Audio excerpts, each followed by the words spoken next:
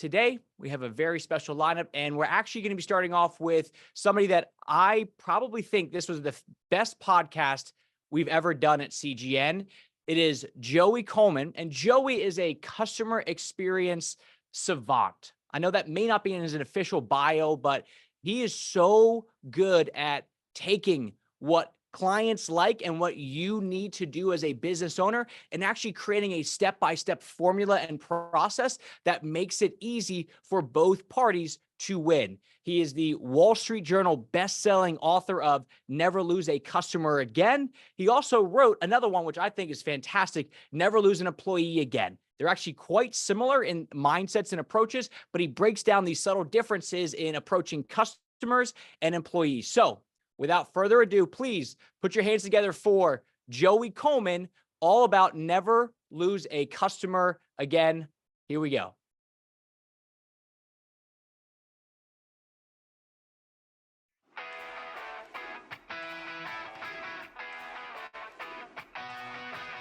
Somewhere between 20 and 70% of all new customers will leave before the 100-day anniversary. Everybody in the room, regardless of the size of your business, regardless of where you operate, whether you've been operating for decades or whether you started your business in the last year, you all have the exact same problem. That problem is you have human beings as customers. What happens after they decide to do business with us? What happens after they become a customer? How are we taking care of them then? A lot of you maybe never even thought about the fact that your customers are on an emotional roller coaster. And it's our job to be paying attention to where they're at on the ride and making sure they move from one section to the next.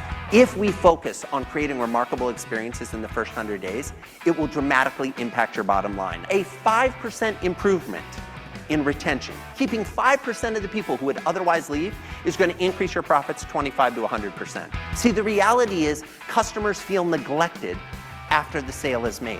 What are we going to do to create remarkable experiences in the first 100 days in your business? What's your first 100-day solution going to be? If you don't prioritize your customers, someone else will. You've got 100 days to get it right, and day one starts Monday. All right, so we are bringing to the stage right now none other than Joey Coleman. Joey, you got the floor, man. Logan, thank you so much. I so appreciate the amazing video intro, but more importantly, a savant. I am flattered. You're too kind.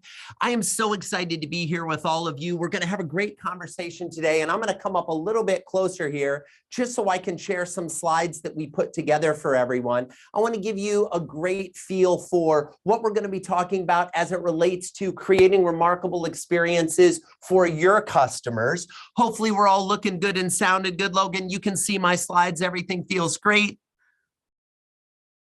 You're good, man. Brilliant, brilliant. Well, thanks to everybody who was kind enough to join in for day 2 of the New Era of Contracting Summit. I wanted to begin our conversation by kind of referencing something that you just saw in the video intro, and that is that every single one of you, regardless of whether you've been in business for a year or for decades, regardless of whether you've got a small team of 2 or 3 folks, or whether you're a solo entrepreneur, or whether you've got a huge team with multiple on-site managers and crews that you work with, every single one of you has the exact same problem. And that problem is we have humans as customers. Brain science tells us when we make a purchase, our brain floods with dopamine. We feel joy, euphoria, and excitement. This is the contractor who's going to be the answer to my prayers. This is the crew that's going to come in and make my kitchen look beautiful. These are the folks that are going to make my home into the castle I've always wanted it to be. But the problem is almost immediately after that dopamine floods our brain and we feel the joy and the euphoria and the excitement, a clock starts ticking. And that clock ticks faster and faster. And those feelings of joy, euphoria, and excitement are replaced by feelings of fear and doubt and uncertainty.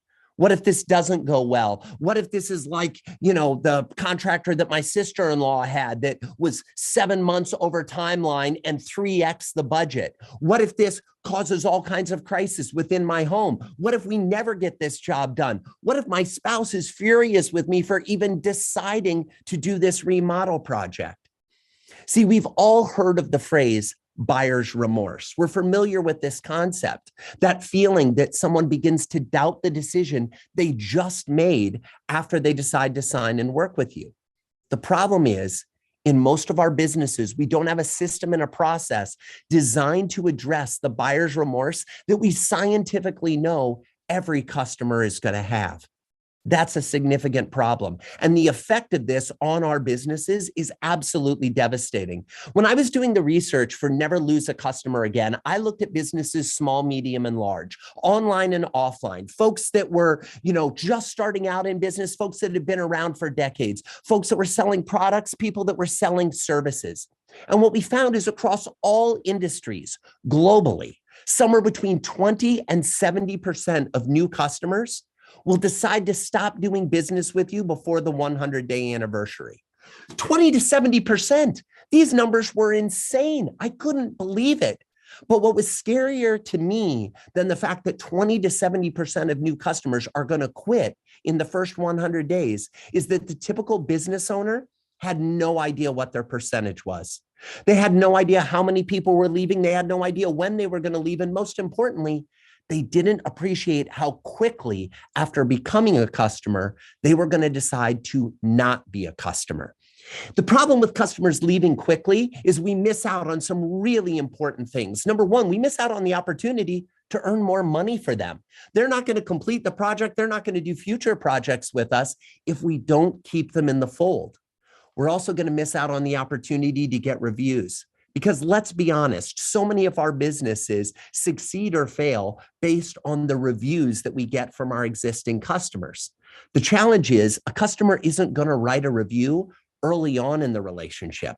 You're going to have to prove your value. You're going to have to deliver consistently over time before they want to write a review, i.e. a review that's probably going to happen after day 100. And if they leave before day 100, no review is going to be given. But as if all of that wasn't bad enough, the worst thing that happens is we miss out on the opportunity for referrals. Just think about the referrals you make in your own life. You usually don't refer someone to a new product or service right after you've gotten it. You have to live with it for a while. You have to try it. You have to feel it. You have to get used to it. You have to make sure that it's going to deliver time and time again before you put your social capital on the line and decide to make a referral from your personal network. Let me ask this question. We're here at the beginning of 2024. There's lots of hope and possibility for what the year ahead holds. How big would your business be if between now and the end of the year, everyone that had ever been a customer of yours came back and did another project with you? Twice as big? 3 times as big? Some of you are doing the math going, Joey, we'd have to hire so many more people. We don't have the crew to be able to handle that. I get it.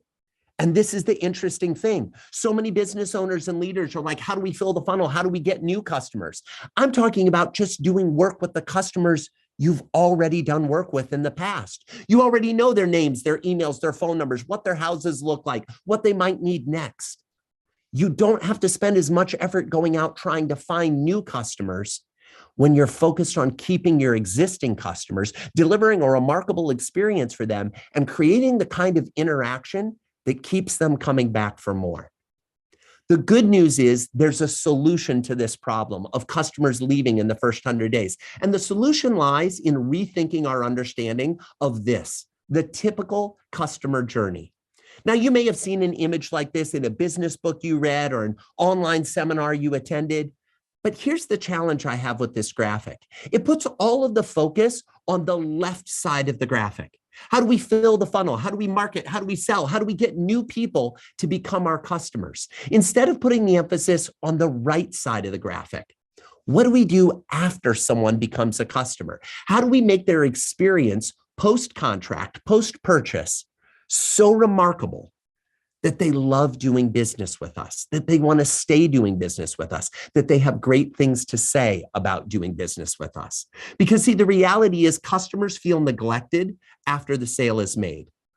And if you doubt the validity of that statement, I ask you just to consider how often you've been a customer, and in the whining and the dining and the courting, and when they were trying to convince you to be a customer, it was all rainbows and sunshine and everybody was excited about it, only to have a dramatic shift in the experience once you actually signed on the dotted line, you handed over your hard-earned cash and you became a customer. The results of paying attention to the first 100 days are absolutely remarkable, but don't just take my word for it. Research out of Harvard Business School, Stanford Business School, and Frederick Reichheld, the gentleman who came up with Net Promoter Score that I know many of you use in your businesses to track customer satisfaction.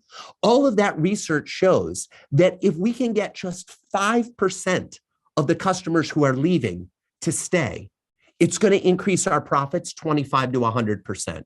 Now, some of you are saying, Joey, I was told there would be no math. Come on, you're making me doing math this early in the presentation. Here's the deal. Let me break it down briefly for you. Most of your businesses are already running at a profit. Each additional dollar from a customer is more profitable than the first dollar. Why?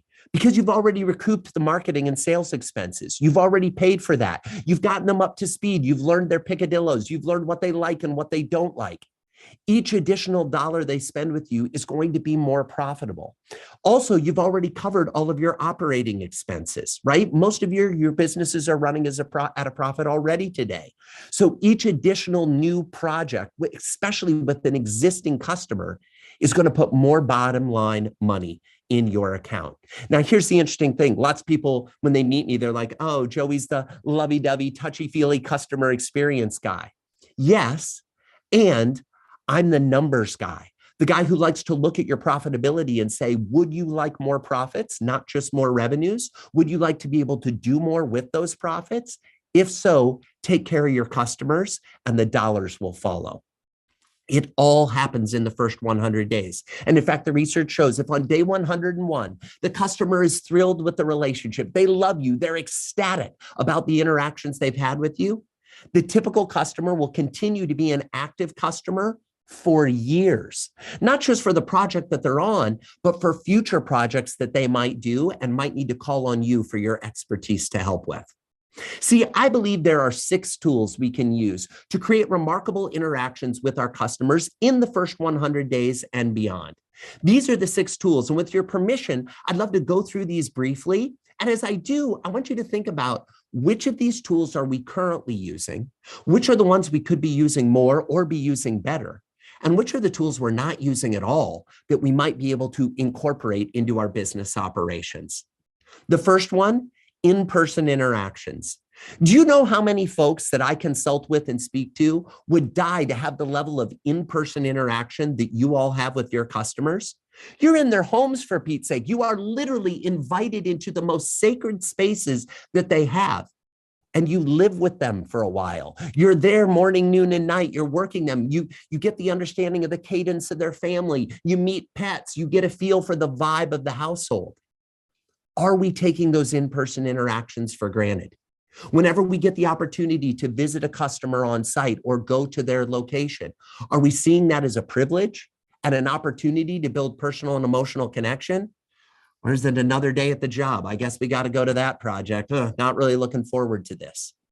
We can do better when we think strategically about the types of in-person interactions we have with our customers. We then come to email. Go ahead and drop in the chat, yes, me, if you wish you were getting more emails. Now, here's what I know. No one's typing in, yes, me. Nobody wants more emails. And yet this is the #1 tool that the majority of businesses use to communicate with their customers. Why is it that you think they want more email from you when you don't want to read more emails? I'm not opposed to emails. I'm opposed to you thinking that this is a great way to create personal and emotional connection with your customers. We can send emails, but what we want to do is send creative emails that really connect with the customer. What about physical mail, snail mail? You have a unique ability to know where every one of your customers lives. It's the nature of the work you do. If I sell a book to someone, it's weird if I say, by the way, where do you live? Right? It's a weird interaction. But if you're coming in to remodel my living room, you absolutely know where I live. What are we doing to use physical mail, snail mail, deliveries to someone's house to create remarkable touch points, interesting interactions that make them say, this is not the typical business that I've interacted with before. How can you stand out? How can you be distinct? We then come to the phone. All of us have this device in our purse or our pocket that has a really unique ability. If you press a couple buttons on it, You can actually talk to your customer. I know there's a lot of you that are like, Joey, that's what voicemail's made for. I don't want to talk to people. But the research shows that your customers want to hear from you. They want phone calls. They want text messages. They want little updates. Imagine being on site at a project, completing something, some tiling that the customer's been wondering about, snapping a quick photo and texting it to the homeowner who's at work. And you're saying, hey, by the way, the tile's coming together beautifully. It's looking great. That's how you create a remarkable interaction that keeps a customer coming back for more. We then come to video. Now, a lot of you have videos on your websites that talk about the various projects you've done, the services that you offer, and the type of skill set that you and your team have. But when was the last time you sent a selfie video to a customer? Shot an actual video of you on site at their house, or maybe back at your shop getting things ready, where you say, hey, we're going to be coming in to work on your house next week. And I just wanted to let you know, we got a delivery today of a bunch of materials. We're super excited to meet with you. Or, hey, I just wanted to take a few seconds and introduce you to the team who's going to be working on your kitchen remodel. These are the type of personal touch points that get customers talking, that get them sharing with their neighbors and their friends and other folks that might be prospective customers of yours about how different it is working with your contracting business. And last but not least, gifts and presents. Now, pro tip here, friends, if it has your logo on it, it's not a gift. I'm sorry. I know you're thinking, oh, we'll give them a hat or a sweatshirt with our logo on it, and then there'll be a walking billboard. No one is sitting at home saying, I hope I get to be an advertiser for my contractor in the future. That's not what's happening. A gift is something that when the recipient receives it, they say, oh, they know me. This is special. This is unique. They were paying attention when I was talking. We can be more strategic with the gifts we give to our customers. See, I want to help you create a better customer journey. I want to take this version of the customer journey and eliminate it from your thinking. And instead, I want to replace it with this version, a circle with 8 distinct phases that you have the opportunity to take a customer through. I want to give you a quick overview of each of the phases, and then I want to dive into an example of a company that is absolutely world-class in creating interactions in that specific phase. The first phase is the assess phase. Now, in the assess phase, a prospective customer is trying to decide whether or not they want to work with you. They're checking out your website. They might be talking to other people you've done projects for. They're looking at the before and after photos to get a feel for, well, how talented are they? In the assess phase, we need to remember that the customer is assessing us, and we need to give them an experience of what it's going to be like to work with us, something that lets them know that working with us is going to be unique. It's going to be different. We then come to the admit phase. In the admit phase, the prospect admits that they have a need or a problem that they believe we can help them with. They sign on the dotted line, they hand over their hard-earned check, the first deposit for the project, and they officially transition from being a prospect to a customer. We then come to that affirm stage, that buyer's remorse stage I talked about earlier. Now, here's the thing. We know our customers are going to feel it, but what usually happens in the affirm stage is nothing. We don't communicate with them. We don't let them know. We say, oh, we'll be there in 3 weeks to start the project. And then it's just dead silence before we get there. In the affirm phase, we want to let them know we're excited, that we're thinking about them, that we're getting prepared, that we're ready to show up in the fourth phase, the activate phase, that first official day on the site, on the job, right? What are we doing to make sure that first day energizes the relationship? But then we go to the acclimate phase, the next phase. That occurs on the second day on the job and lasts for weeks or months while we deliver the project for the customer. In the acclimate phase, you got to hold their hand. You got to let them know that doing business with us is going to be okay. I'm going to show you the way. I'm going to explain things to you. You're going to know at every step in the project what comes next and how much longer we have before we're out of your house and out of your hair. Then we reach the accomplish phase, when the customer achieves the goal they had when they originally decided to do business with you. Now, some of you may be thinking, oh, Joey, that's when the project's done. But if it's remodeling a kitchen, for example, the customer has a vision of the party they're going to host in their brand new kitchen when they invite friends and family over to see the new kitchen and enjoy a meal together. That's the accomplish phase. We need to be tracking progress towards those customer goals and celebrating with them when they achieve them. Next, we come to the adopt phase when the customer becomes loyal to us and only us. They've had such a great experience with us. They are bought in 100%. And if, and only if, we get them through all 7 of those phases, do we come to the 8th phase, the advocate phase, where our customer becomes a raving fan singing our praises far and wide. Now, every time we do a project with a customer, we go back to the beginning. They reassess whether they want to work with us again, whether they think we're going to be able to help them out. And they go through all 8 phases. It's like rinsing and repeating if we do it right. And if we do it right, they'll keep coming back for more.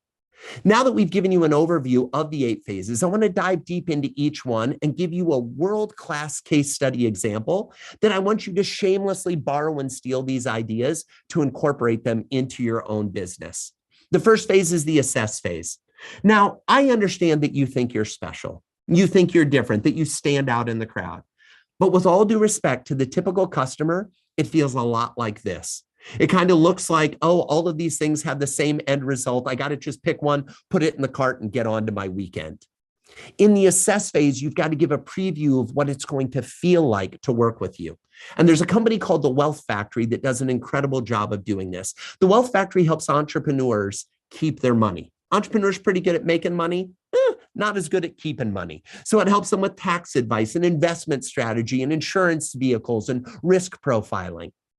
The way they do this is they gather on day 0, before you become a customer, a bunch of their prospects at their office in Salt Lake City. They gather them in person. And I went to one of these events a few years ago, and the CEO came up to me about 5 minutes before the event started and presented me with a gift. What was the gift? A 6-pack of root beer. Now, if you know me and know me well, I drink 2 things, water and root beer. I know I'm weird like that, but friends, this far into the presentation, you already knew I was weird. And I was blown away at this personal touch. And I asked the CEO, how did you know I liked root beer? He said, Joey, a little birdie told me. I said, no, seriously, how did you know? He said, Joey, our job is to know your hopes, your dreams, your goals, what you're trying to accomplish, what your fears are, what you want to be able to do with your family, what you want to be able to do in terms of vacations, homes, cars, the legacy you want to live. And based on our research before you got here, we figured that if you were able to find a way to have a little more root beer in your life, you'd probably be excited about that. I immediately said, where do I sign up? He said, Joey, it's a 3-day event. We teach you about the things we're going to do, and then we present our program. I said, if this is an accurate preview of what the experience of doing business is going to be with you, I'm all in. I want to sign up right now. I'm not saying get root beer for all of your customers. What I am saying is you can do research about your prospects in advance of meeting with them to give them a feel for the extra attention to detail that you bring to every project. We then come to the admit phase. As a reminder, in the admit phase, the customer signs on the dotted line. They hand over their hard-earned cash. They transition from being a prospect to being a customer. There's a company called Zogix that makes gym wipes. Have you ever been to the gym or the workout facility and seen the bench that had the residue of the human who worked out before you on it? Zogix has gym wipes that you pull one off the wall, you wipe down that bench so there isn't an involuntary DNA transfer. Now, they sell their product in a B2B setting, e-commerce style, to businesses and gyms and spas around the world. And when you go on their website on day 1, you decide to become a customer, you make a purchase, and they send you a confirmation email. Now, frankly, this isn't a big surprise. You've all purchased things online and you get confirmation emails. But Zogix is a little different. Zogix confirmation email includes a video. The email looks like this. It says, thank you, Daniel, your name. It's personalized to you. And it shows a picture of a Zogix employee holding a clipboard with your name on it. You are blown away that you're looking at a video thumbnail with your name on it and a button underneath that encourages you to start watching. When you press that button, you see a video of the Zogix employee saying, thanks so much for your wipe and dispenser order, Daniel. We really hope you enjoy it and that you really get great value out of being able to keep your gym clean and ready for all of your fabulous customers. If you need anything else, don't hesitate to reach out to us. I just checked the shipping information. Your package should be arriving in about 3 days. We upgraded it to speedy shipment, so it should be there for you soon. Thanks again for your order, and we look forward to doing business again in the future. Now, what's interesting to me about a video like this is you purchased something online and you got a personal communication.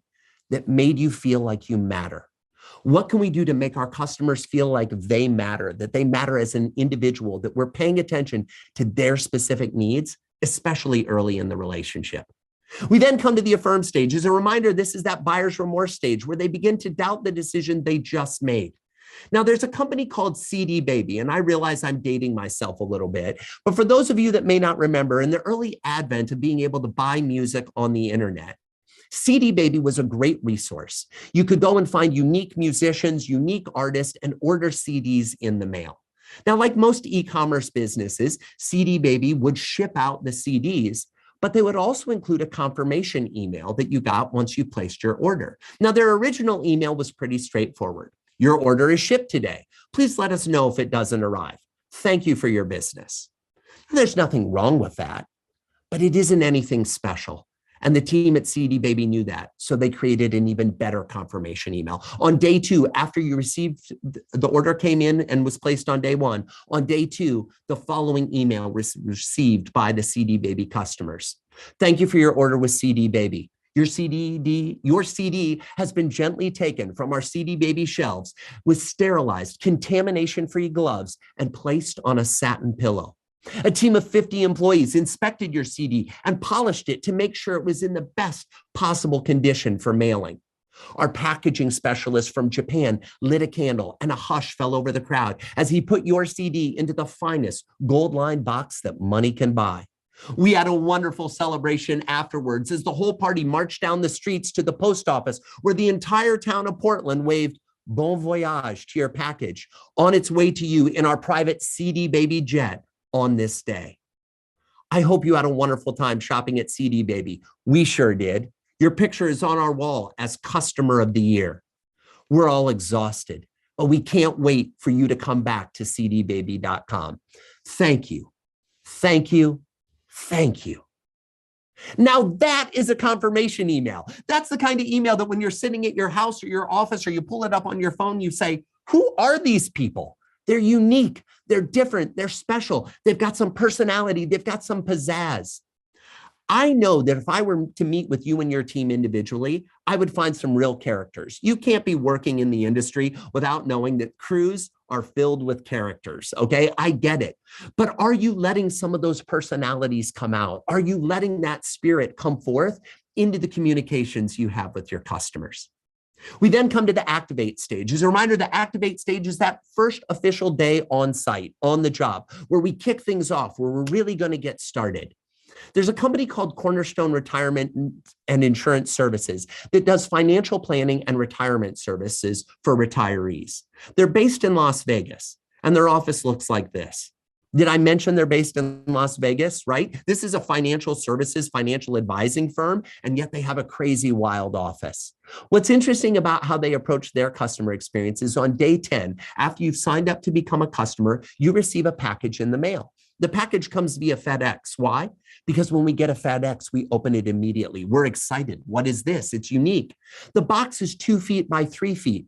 And when you open it up, inside is a gorgeous full color printed box with a satin touch and a magnetic closure. And when you open up the box, inside the box, you find a breakdown of your portfolio of investments, as well as the recommendations they're making for you going forward. A report from the Better Business Bureau saying you can trust them to be good stewards with your retirement funds. A book called Wise Money that details their investing philosophy. The team at Cornerstone calls this their shock and awe box. The idea is that a brand new customer receives this and says, this was unexpected. This is special. This is different. This is unique. That's what you want a brand new customer to feel, especially this early in the relationship. You want them to believe that doing business with you is going to be unlike all the other stories of working with contractors that they've heard, or better yet, that it's going to be more incredible than the last contractor that they might have worked with. We then come to the acclimate phase. In the acclimate phase, our new customer gets used to our way of doing business. There's a company called Policy Medical in Canada that makes software that helps hospitals manage their HR policies. Now, ladies and gentlemen, restrain yourself. I just felt the ripple through the internet. Some of you are like, oh my gosh, Joey, so exciting. A hospital HR policy records management case study? Oh, why did you save the sexy one for this far into the presentation? Folks, if a company that makes software for hospitals to manage their HR policies can do something unique and creative, you have no excuse. What the team at Policy Medical does is on day 15, the customer receives a package in the mail. When they open that package, inside they find 20 little cards. They're about the size of a business card. They're colorful, they're beautiful. And when they flip these cards over, it details the 19 steps of the software implementation and a 20th step that says, congratulations, you're done. It also includes a picture frame so the customer can go through and place the cards as they go through the software implementation process. Now I get it. Some of you are saying, Joey, this is stupid. This is a ridiculous idea. But friends, you don't work in hospital HR policy records management. Let me tell you a little bit about the kind of person that does. It's a woman aged 45 to 60. She's overworked and underappreciated. She works in a cubicle that she decorates with little pieces of flair in the hope that people walking by will see those pieces of flair and stop and talk to her. Why? Because she's in HR and she loves people. She's just been assigned a multi-million-dollar software implementation by her boss's boss. She's feeling pressure. She's feeling uncertain. She's feeling confused. Historically, they would send a Gantt chart, a long spreadsheet detailing all the steps. And they were shocked when it took hundreds of days to get the software up and running. After they sent the pretty pictures and the frame, and they boiled it down to just 19 steps with the 20th step saying congratulations, their time to get the software implemented went from on average over 170 days to under 70 days, 68 days to be exact. We can deliver for our customers even better if we let them know where we are in the process, what we've already accomplished, what is to come, and how we're making steady progress towards those goals.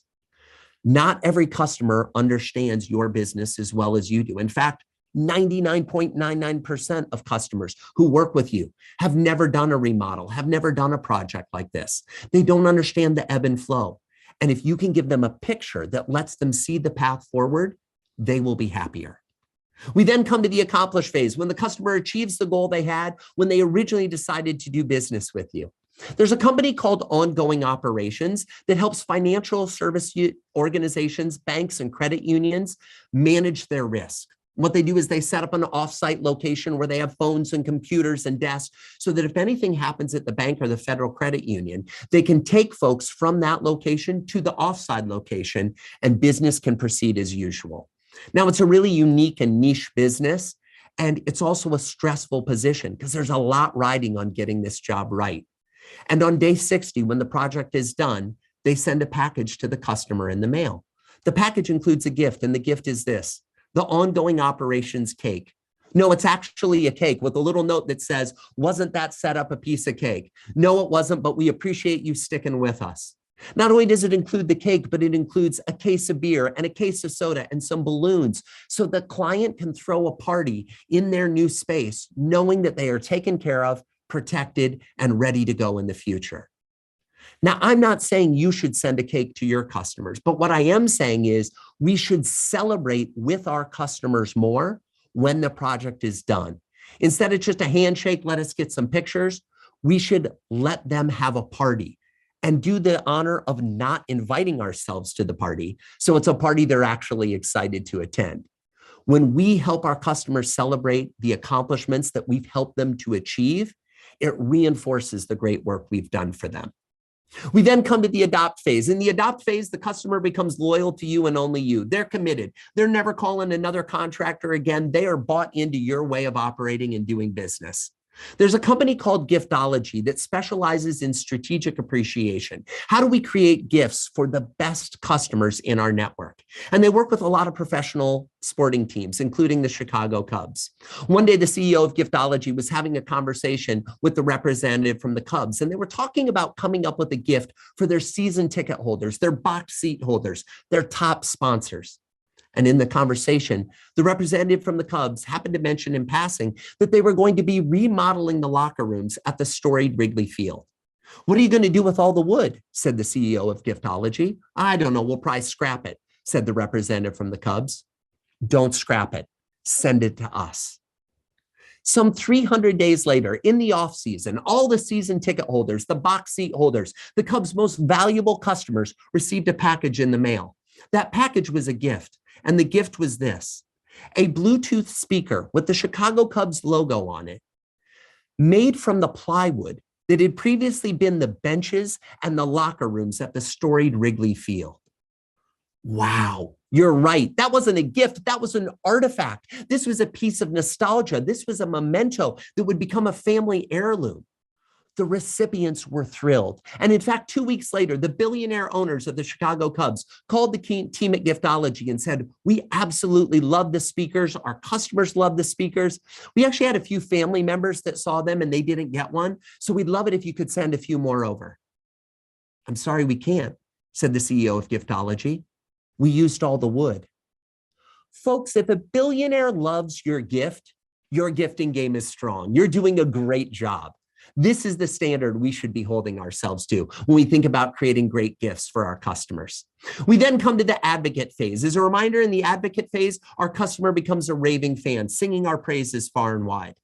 There's an organization called MMT that hosts an annual event. Now, this annual event, they gather 150 entrepreneurs from around the world for 3 days of networking and business learning. What's interesting about this event is two things. Number one, it's an $18,000 ticket to attend. This is not a cheap event to go to. Number two, there is a 14,000 person waiting list. This is the type of event that people are dying to get into. And the challenge the founders have with running this event is every year, half the seats are reserved for returning members, veterans, alumni, and half the seats are for new people because they want to constantly keep it fresh and keep it exciting. The challenge they have is deciding who gets to come. So they take this waiting list and they're trying to figure out what to do with it. They came to us and we decided to work with them to create a golden referral ticket. The way the golden referral ticket worked is everybody in attendance that year got a referral ticket that they could give to an entrepreneur that they thought would be a great member of the community. Now, that didn't guarantee that they got invited to the next year's event, but it did guarantee that they moved to the top of the list for consideration. Some 365 days later, they had everybody gathered in the room. Half the room was people that were returning veterans, half the room were newbies. And the CEO rolled out a giant tumbler filled with ping pong balls. And he proceeded to spin the tumbler and pull out ping pong balls. Now, on the ping pong balls were written the names of everyone who had made a referral and everyone in the room who was a referee. And he started awarding some prizes. First prize was a hike in the mountains of Vancouver with the CEO of Lululemon. Second prize was a behind-the-scenes tour of Airbnb with the founders. These were amazing gifts, the kind of gifts entrepreneurs would kill for. They thought it was fabulous. The crowd was going wild. And then they announced the grand prize, an all-expenses-paid 10-day safari to Africa at Sir Richard Branson's private game preserve. Oh, and by the way, Sir Richard was going to be coming with you. The crowd went crazy as they read off not one name, but two names for this incredible prize. They welcomed the two gentlemen whose names they had read off to the front of the stage, and they said, "Guys, we've got good news and bad news. The good news is there's a 10-day all-expenses-paid safari to Africa at Sir Richard Branson's private game preserve, and Sir Richard Branson is coming. The bad news? We're going to have a push-up contest to decide who gets to go because there's only one prize." Now, in the typical audience, this would have been a horrible idea. But in a room of hard-charging type A entrepreneurs, this was brilliant. 20 push-ups, 30 push-ups, 40 push-ups. Finally, someone won the safari. Two amazing things happened the following year. Number one, every customer made a referral.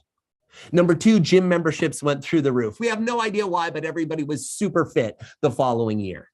These are the 8 phases of the customer journey. And I gave you examples of how each of the 6 tools can be used within those phases. You can mix and match them to create the kind of remarkable experience for your customers in the first 100 days that will keep them coming back for more.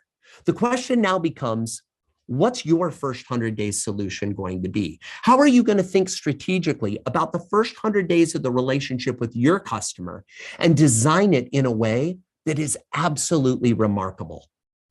The piece of advice I'd love to give you when thinking about this is to focus more on empathy than solutions. What do I mean by that?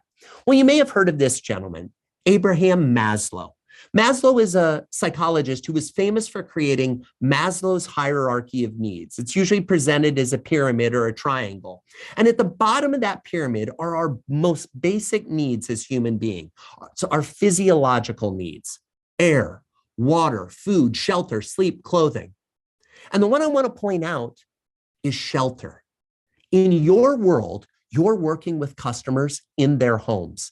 This is the bottom of the pyramid. This is a core foundational element of what we need as human beings. And what I don't think we appreciate enough as contractors, and I've got contractors in the family, my brother ran a construction company for years. What I don't think contractors fully appreciate is how disruptive our work is on the base of the pyramid. Now, this is a photo I found online of a house that was going through a kitchen remodel. Now, when you look at this picture, you might say, man, looks pretty good, not too bad. The crew did a nice job cleaning up. I can see that we've still got more work to do, but I can also see where we've been making some progress. What was interesting to me, and the reason I wanted to share this photo, is the testimonial that it was paired with. Now, this was on a blog of somebody that decided to blog their kitchen remodel project. And here's what the homeowner had to say about this particular time in the construction project. You guys, at this point, over 3.5 weeks in, I was kind of over having guys in my house every single day and the mess and the chaos that came with it. This took it to a whole other level. Folks, this is the testimonial for this picture. Now, I know some of you are thinking, oh my gosh, things are looking good here. We've seen a lot messier sites. We've seen a lot more disruptive scenarios. We have a tendency, because we've been there, done that, got the t-shirt, because we know how bad it can get, that even when things are going beautifully and we're keeping the site clean and we're doing everything we can to be remarkable, we lose sight of how disruptive it is for the homeowner, for the people that actually live in the house, for the people that can't use their kitchen while we're fixing it, or can't move their kid into the spare bedroom while it's being created, or can't host the parties they want to host while the family room's being built out, or don't feel comfortable inviting anyone in the front door because there's so much sawdust, there's so much chaos, there's so many tools, there's so many workers coming and going. If we lead with a little more empathy for what our customers are going through, if we try to embrace that and do our work efficiently and effectively and cleanly with a little extra dose of care and consideration, our businesses will flourish. I had the opportunity, as Logan was sharing, to be a guest on the Contractor Growth Podcast. And by the way, if you're not listening to this podcast and you're a contractor, you are missing out. This is a fantastic resource for you. Logan gets some great interviews lined up, and I was honored to be a guest. When we were on the podcast, we talked about something called the Kool-Aid dispenser, and I encourage you to go listen to that podcast. The point I was making talking about the Kool-Aid dispenser is every customer is going to have something unique and different that they want in their home. They're going to have a weird little thing that's unique and special to them. Your job, especially when coming from a place of empathy, is to figure out what that special thing is for them and then make sure you deliver it. To ask the questions of the customer, both people, if it's a couple, right? To make sure you understand, but also get the kids involved if they've got kids. Have a conversation with everyone who lives in the house to figure out what is it going to take to deliver a great experience for them, what it's going to take for this project to be incredible. If you do that, if you lead with that level of empathy, you transcend from being a contractor to being a partner, to being a member of the family, to being part of the home builders for the people who live in the home that you're helping to construct. Now, I want to conclude our time together with some gifts today. I can't have talked about the power of gifts without giving some away. I've got a first 100-day starter kit available for you that details all of the 8 phases and gives you recommendations on how to use each of the 6 tools in each of those phases. It also includes some blank worksheets. So if you've got the chance to go back and watch the replay of this video, you can work through it with your team and come up with some great ideas to enhance the experiences you're delivering for your customers. I also believe that leaders are readers. And I know we've got a lot of leaders chimed in and watching our conversation today. And I want to give you some of what I think are the best books that have been written on how to create remarkable experiences for your customers. So we're going to be giving away a bunch of these books, and it's real simple and straightforward how you get one. You just send a text message to 66866. And the text message is first 100, capital F, no space, first 100. You send a text message to 66866. You can do it right now, and you'll get a message back that says, what's your email? When you provide your email, you'll get a message back that says, great, we've got it. Go back to the presentation. Tomorrow, you'll get a message from me, a single email. You're not being added to an email newsletter list or anything like that. But this single email will include the downloadable implementation kit for you, as well as a survey that says, what'd you think of the presentation? What did you like? What didn't you like? See, you're my customers, you're my audience, and I always want to be raising the bar on the type of remarkable experiences I create for people. And in exchange for you sharing your thoughts, you'll get to tell me which of the books, if you win, you would like to receive as a way to continue your journey in enhancing the customer experience. Now, we've talked about the importance of the first 100 days. And in this presentation thus far, there have been 133 slides for those of you keeping score at home. In the remaining 2 minutes, I want to see if I can cover all of those slides in under 2 minutes.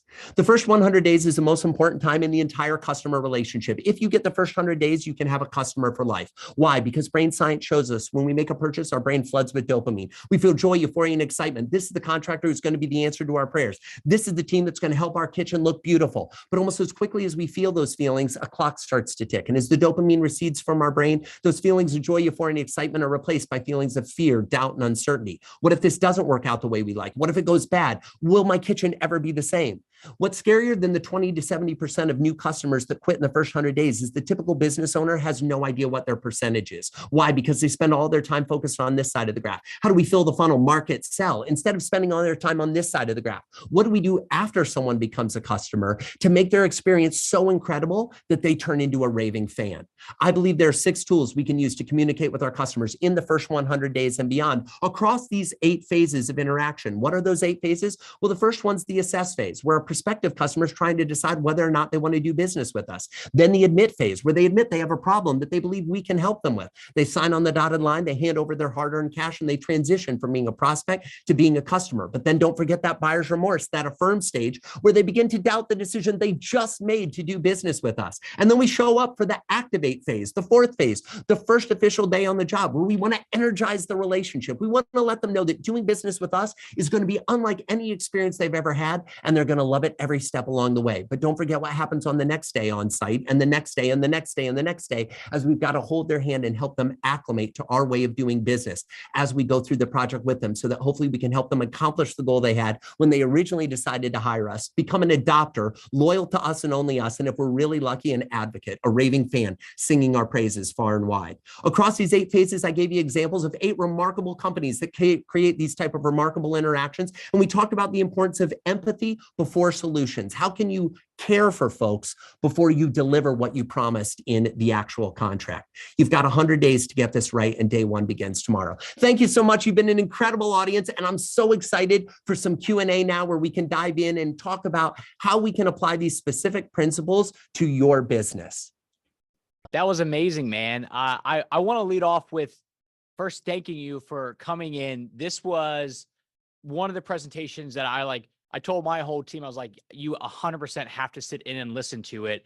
And I was talking to one of my clients yesterday and just saying like, hey, if you've got project managers, make sure they were in on this talk. And he was like, funny enough, Logan, we all, since that podcast came out, we all use the blue Kool-Aid moment word track internally, and clients like it. And so just from the podcast, you brought a lot of just value and just overall energy to the space. So thank you very much for doing that. And everybody out there wondering, this was 133 slides is like very impressive to go through. We will do our own internal notes and send them out to you. But for some Q&A, Joey, some of the comments were saying, look, this is amazing stuff. It's a lot. Where do we start? Great question. And I understand we had 45 minutes together. I presented what is a 340+ page book condensed into 45 minutes. There's so many different things we can do. But I think when it comes to starting, I would encourage you to look at those 8 phases in your own business and say, where do we absolutely know we could be better?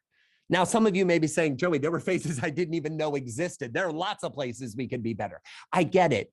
But where are the points where you can really make a mark? Some of the ones I would call out are the affirm phase, that period between when they sign to work with you and when you actually show up for the job. You all know this is the crazy piece. You don't know if you're going to be able to show up when you said you were going to show up. You don't know if the materials are going to arrive. There's a lot of extraneous forces. But what we know is when we show up to do the work and we've been in that quiet period, that affirm stage, and not delivered a remarkable experience, not even been in communication, we're already in the hole trying to dig out. So the first thing I would do is over-index on communication in the days and weeks leading up to when you show up. The second thing I would do is make that first day remarkable. Think of ways to make it special. Think of ways to lead with empathy. Think of maybe a little gift or something special, even showing up on site with something special for the homeowner, maybe some flowers for them, or something that, allows you to say, look, we know we're going to be disrupting your house in the weeks to come, and we appreciate you trusting us with your space. The last thing I would say is so many contractors make this mistake, and forgive me, folks, if this feels like it hits a little close to home. When the project's done, we wash our hands of it and we move on, and we never go back and talk to that customer again. Huge missed opportunity. One of the best things you could do is to wait 2 weeks until you're done with the project. So you finish the projects 2 weeks after, and then send a personalized video to that customer and just say, hey, Logan, it was so great working on your living room remodel. I hope you guys are loving it. Look, we know that after you've lived in the space for a while, you might have noticed something that was just a little off. We hope there wasn't. We did our 78-point checkpoint to go through and make sure everything was good. As you know, that was part of our process. But if there's anything that you found that isn't absolutely world-class in the way you wanted it, just respond to this text message and we'll get a crew over to take care of it. We want to know how it's going. And if you get a chance, we'd love to see a photo of the whole family sitting in the new living room. Those type of little follow-up touch points afterwards are the difference between being the type of contractor that clients are talking about and the type that people are like, I'm glad that project's done. I'll never work with them again. I love it. And I love the fact that you use the L word of little. It's not, we're way just redoing, burning the boats, reinventing the wheel. We're just doing these little small 2-degree shifts continuously. And one of the things that Albert put in the chat was, this was beyond amazing. My brain is spinning with so many ideas. I want to share with my team to improve our client's experience. So kind of piggybacking off what Albert said, how do you get your team involved? Because as the business owner, we're fired up. Joey, you're totally right. We know this is true. How do we now get everybody else who may not be on this webinar right now to really buy into the idea of providing an amazing client experience? Logan and Albert, I so appreciate this question because this is the $64,000 question, as they say. How do we take your excitement from learning this material to the rest of the team who maybe wasn't here today or isn't watching the video on replay, but hopefully they are, or they're having the chance to dive into it? Here's the thing. We cannot ask our employees to create remarkable experiences for our customers if they have no idea what a remarkable experience is. And the harsh reality is the bar for customer experience is lying on the ground, not only in the United States, but globally. If you treat your employees in a personal and connective way, if you're doing little extra touches for them, sending them a video message, connecting with them in a personal and emotional level, you are teaching them how to do those things with your customers. With all due respect, a lot of the folks on your team, they're really good at what they do, but what they do might be to swing a hammer or level a floor or lay some tile or do something that is hugely, hugely important. To be honest, these are skills I don't have. It's why I value contractors so much, but they may not have the personal interaction skills to really connect with the customers. How can we do that? Well, we can connect with them. We can take an interest in their lives. We can ask questions about their weekend and their families and how things are going to give them a context for the type of experiences we want them to create for our customers. Now, Joey, I'm going to spin a little bit and flip the question back to you. And let's say you're about to remodel your kitchen, very intimate space in the home. You're out a kitchen for, an extended period of time. What do you wish a contractor or kitchen remodeler that is going to step in and remodel your kitchen would do with you if you were their customer? I would want the contractor to do a few things. Number one, I would want to have as clear of an understanding as possible of what the schedule is and where we are in the process. And frankly, I'd want it to be visual. So many of you have great contracting and proposal software where you send out timelines and you give them stuff. Folks, I say this respectfully, your clients don't read those. They don't pay attention to those details. Frankly, a lot of you aren't paying attention to those details. It's a standard template that you're typing in the first date. It pre-populates all the other dates and you're like, this is what the plan is. And we all know that's not going to be the plan. Instead, what I would do is I would give them a picture, even if it was just a picture of their future remodel of the kitchen. And I would have your team work to create it in black and white. And then I would divide it into the number of steps you have where you're adding a strip of color to the picture each week. And then as you completed specific tasks, I would replace the photograph on the fridge so that any point in the process, a member of the family could come in, look at the picture and know we're 20% done. We're 40% done. We're 80% done. We're almost there. Give them a visual to let them know where they are in the process. The other thing I would do, and it comes back to what I said in the presentation, is really do your best to lead with empathy. I can tell you a way that any contractor would not only stand out, but would be the contractor that everybody in your geography was talking about. If we're going to do a kitchen remodel, let's say it's going to take 7 weeks, okay? Now, some of you may be saying, Joey, that's a gross underestimation. Some of you may be saying, Joey, that's way too long. I'm just picking 7 just for giggles, folks, okay? So 7 weeks. And we know they aren't going to be able to eat in their house for a certain number of those weeks. Now, maybe they can do it. It's okay in the beginning. Things are still hooked up, but there's going to be a period where they're not able to make food in their own kitchen. If I were you, I would figure out a way to build into my budget custom gift cards for dinner for as many nights as possible. And if you can't do every night, do one a week or something special, and do the research in advance to go to them and say, I know we're going to be impacting your kitchen.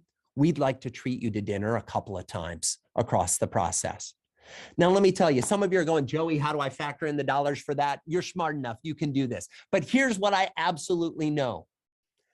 They are going to remember that you understood the impact this was having on their meals, and they are going to talk about that. And that's the kind of word of mouth marketing you want.